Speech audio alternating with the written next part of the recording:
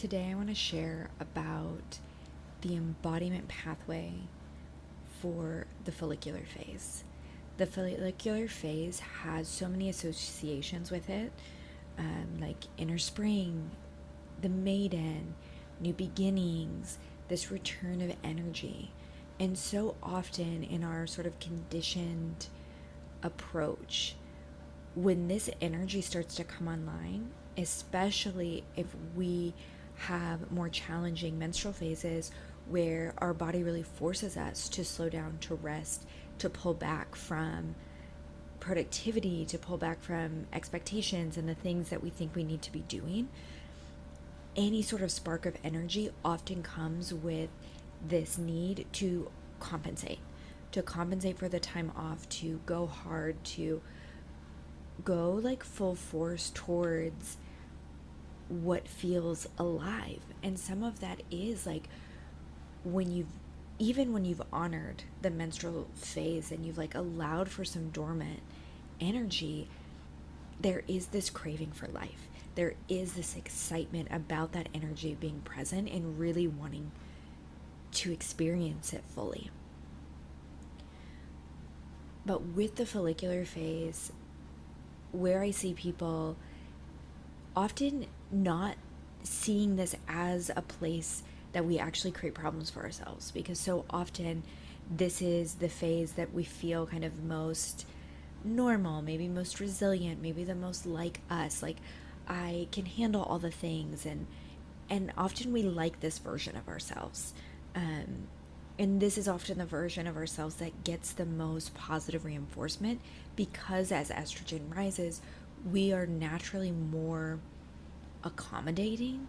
It is easier to slip into good girl, people pleasing mode, because our cycle and our hormones are wiring us to form bonds and connections within our community that then supports us later, because then when we need to pull back a little bit, we now have this community built in that's like ready to support us. That's sort of the purpose, right, of that type of energy.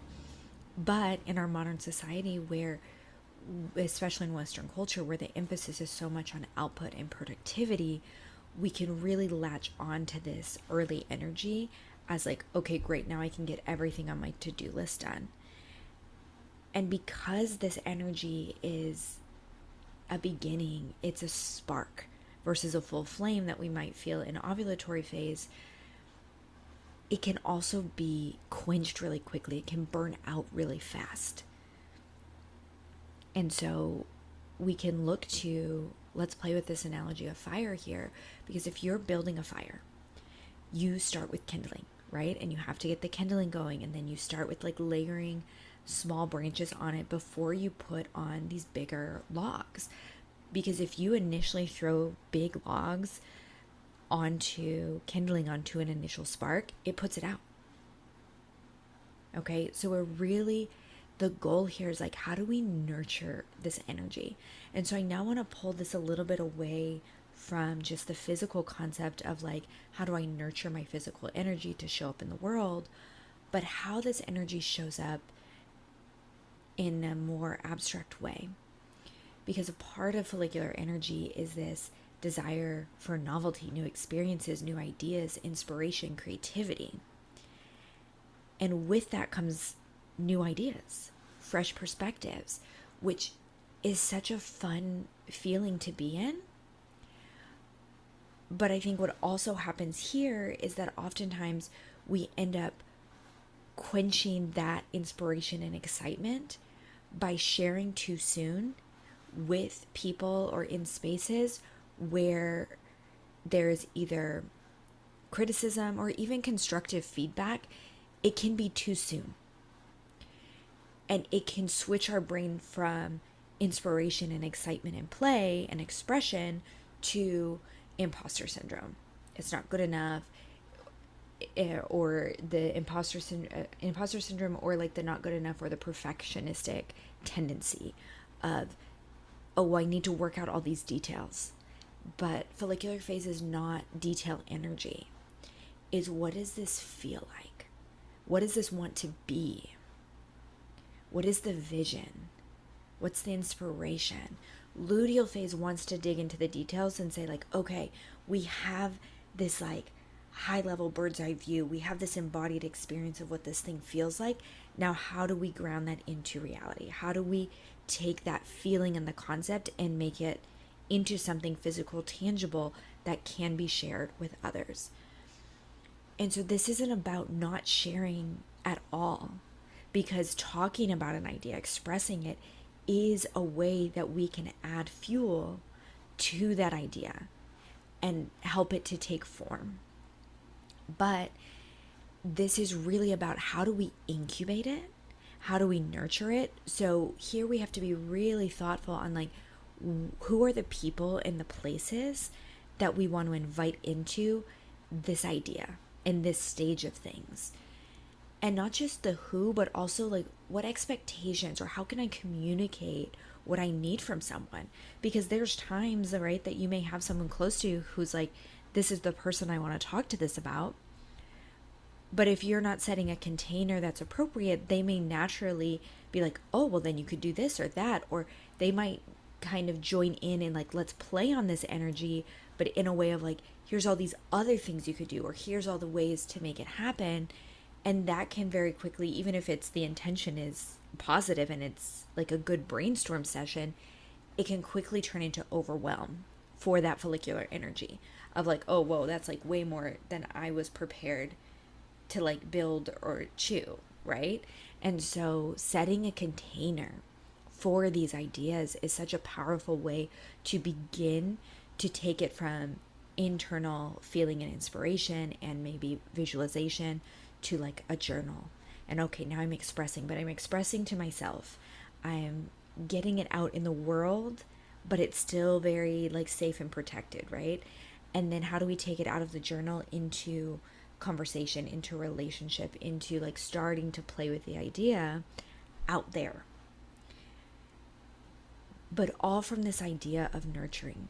And I know for myself in like a business context, there's been so many offers or concepts or ideas, and I've heard this from other women as well, that like you can have this idea and be like, this is great, this is amazing, and then you're like, and almost this feeling like this is it, this is the thing, and putting it out on social media, for example, or sending it out to the newsletter, and then immediately sort of being like, wait, maybe that's not it. And it can create this feeling of inconsistency or lack of trust of like, I really thought that was the thing. Why is it not translating? Why am I suddenly, as soon as I put it out there, I almost want to pull it all back and be like, wait, maybe not. Maybe that's not the thing. And this is where I think we've lost the connection and like the gift of follicular phase, which is this gift of a transition, of that new beginning, early spring type vibe. We want to go from menstrual phase, that winter of like the seed is planted, the idea and inspiration has dropped in, to summer, full launch, hard launch into our community, into our, relationships, wherever it is that this idea like will eventually live.